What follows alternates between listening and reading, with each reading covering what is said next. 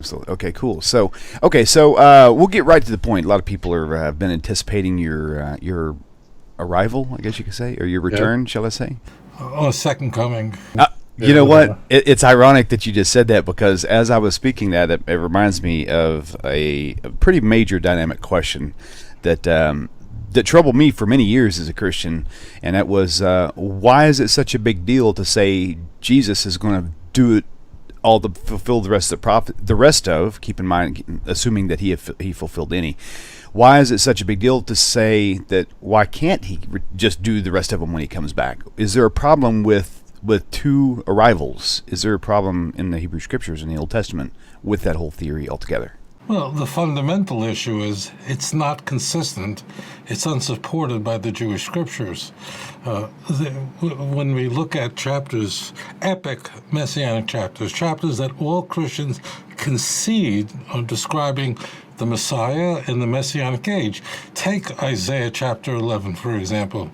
We have there the coming of Mashiach, a description of his genealogy, what kind of character he would have, and how he would transform the world. So there's nothing there about a second coming. Now, second comings do explain away any false Messiah. Remember, if you can believe in the second coming, then of course anybody could be the Mashiach. Then my brother-in-law could be the Mashiach. He didn't do anything. He'll do it in the second coming. But it is without any foundation in the Jewish scriptures. It's not found there. It is clear also, it should be said, that this was problematic to the earliest Christians as well, meaning that in the Christian Bible, especially in the earlier Gospels, particularly in Mark, the earliest chronologically of the four Gospels, we see there that whoever wrote it is claiming that Jesus is saying that there are many of you standing here who would not taste of death until they will see God's power coming. This generation will not pass. Look at Mark 9, look at Mark 13. This generation will not pass until these things occur. So everybody in the early days understood very well that that Mashiach had to come when he would usher in. He wouldn't die, but he would fulfill these things. Of course, these things have never happened. The shocking thing is, here's what's very interesting, is that some, not all, not most, but some Christians there's a Jewish word called chutzpah, have the chutzpah to say, what are you Jews waiting? You were waiting 2,000 years. You're waiting 3,000 years for your Messiah. How long is it going to take?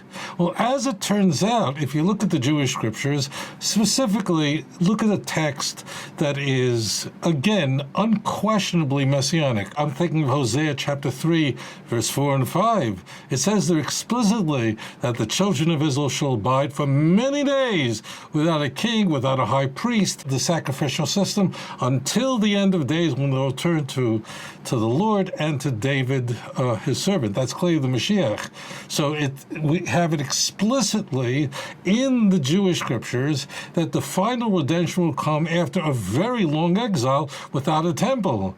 Conversely, if you look at the Christian Bible, because it's not the word of Hashem, because it's not the word of God, the ending, literally in Revelation 22, Jesus saying that he's coming quickly. Well, quickly is certainly not 2,000 years. We don't want to be philosophical about things. And I find people are philosophical in their opposition to Christian teachings. We don't want to do that.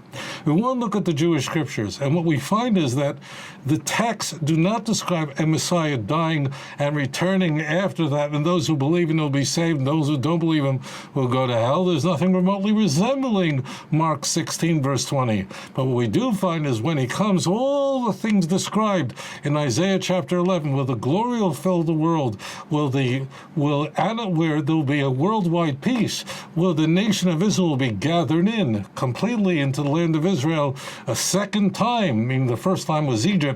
This is the second time. These things have not occurred, but they will occur, please God, quickly in our time. That's the real answer. The real answer is, what does Tanakh say? Are these teachings consistent with Tanakh or not? And the earliest Christians were very aware of this problem, and we see that because the problem seeped its way into the earlier Gospels. It is not a coincidence that we do not find these kind of statements that this generation will not pass and no one will taste of death until these things occur in the book of John. Why don't we find it in the book of John?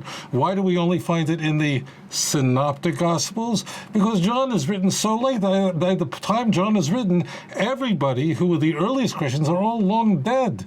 None of it was fulfilled, and therefore we would not expect to find any of these kinds of promises in John. We would find a very different kind of kingdom in the book of John. It's beyond the scope of the question, and we certainly wouldn't find any kind of claim that the people sitting here would not taste death, because whoever wrote the book of John, we don't know who wrote it, whoever wrote it knew very well that everyone who was around in the early days of the church are long dead and buried, and therefore it was not inserted into the fourth gospel. And just to conclude, too, did Jesus fulfill any of the messianic prophecies? It's an interesting question, because so what Christians will say is he fulfilled some, and others he didn't fulfill. That means what they're claiming is there are two, you can take all messianic prophecies and to divide them into two categories. This is a very important point. Listen very carefully. They will say that there are some things he did do, and then there are other things, like I heard one missionary say, it's like someone makes a down payment on a house, and then he makes the full payment later on. But what is very striking is that let's consider some of the prophecies that Christians claim he did fulfill. For example, he was born in the city of Bethlehem. Now, as it turns out, Matthew chapter 2, verse 6 is a complete misquote of the 5th chapter of the book of Micah. I cover that in other shows. You can look it up on YouTube. I'm not going to go there now. It is not a legitimate quote. It's one of 11 fulfillment citations. But what I want to do is I just want to concede this for a moment. For the sake of making this point, for the sake of argument, I'll just concede it. Christians say, well, the Messiah had to be from the city of Nazareth because the prophets foretold that the Messiah would be from Nazareth.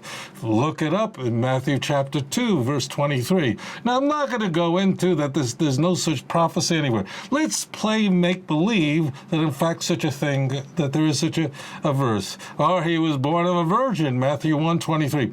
Now, you see, all these things are, again, well, am I going to go into, does it really say in Tanakh anywhere that the Messiah is going to be born a virgin? The answer is, of course not. But I want to ignore this. The point is the following.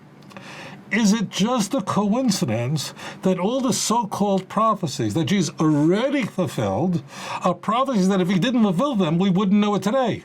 Meaning, let's say Jesus wasn't born of a virgin. I know it's hard to believe, but such a thing ever happened, and son was conceived not to a virgin. How would we know it today? We would have no way of knowing it. It's not exhaustive and exclusive. It's not something that we would know today. Let's say he wasn't born in Bethlehem. How would we know it today? We would never know. We would never be able to identify it today. Let's say he was, I don't know. He didn't come into Jerusalem on a donkey. Let's say it didn't happen. Would you know it today? Would you be able to call up the motor vehicles in Nazareth and find out if he had a donkey driver's license to drive and to be able to go into Jerusalem? We don't know. But it's interesting that all the prophecies that missionaries claim Jesus will somehow fill in the second coming. Isn't it interesting that if he had fulfilled any one of them, we would know about it today?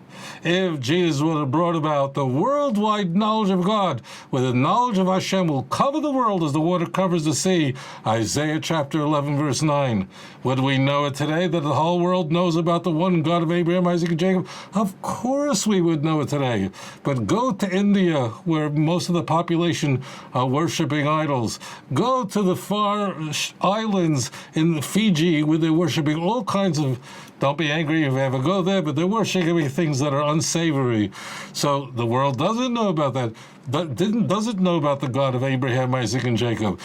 If Jesus had brought about a worldwide peace, would we know about it today? We sure would. But not only didn't they bring about a worldwide peace, in the first Christian century, there was war, and Rome destroyed the temple, which was prophesied that would be rebuilt. Read Ezekiel chapter 37, the last three passages. Really, open it for yourself. Ezekiel chapter 37, verse 26, 27, and 28. Read it. Read it for yourself and fall down on your knees and accept the God of Abraham, Isaac, and Jacob in your life. If he brought about the resurrection of the dead, Daniel chapter 12, verse 2. Isaiah 26:19. We sure would know about it today, because we wouldn't see the cemeteries on the Mount of Olives. We would see empty holes in that mountain. But it's everyone who died is there dead and buried. So the answer is that it's obvious that all the prophecies somehow that he didn't yet fulfill, coincidentally, had he fulfilled even one of them, we would know about it today. So the answer is that anybody could be said of anyone that the Messiah, that he was born of a virgin. How would you know it? Let alone that Matthew misquoted what it says in Isaiah 7:14. Let alone that Matthew raped the book of Micah in the 5th chapter. I'm not going into it now. If you want to know about it, go on YouTube, put my name in, put the passage, and you can look it up there. Forget all that for a moment. So, as it turns out, all the things that he allegedly did, hundreds of false messiahs fulfilled.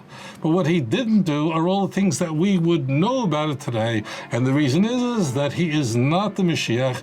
And when the Mashiach comes, we will see with our own eyes, and the whole world will know. And as Zephaniah chapter 3, verse 9 tells us, and all the nations will speak in a pure speech. And may it be that it happens quickly in our time. Adon olam asher malach בטרם כל יציר נברא לעת נעשה בחפצו כל אזי מלך שמו נקרא ואחרי ככלות הכל לבדו ימלוך נורא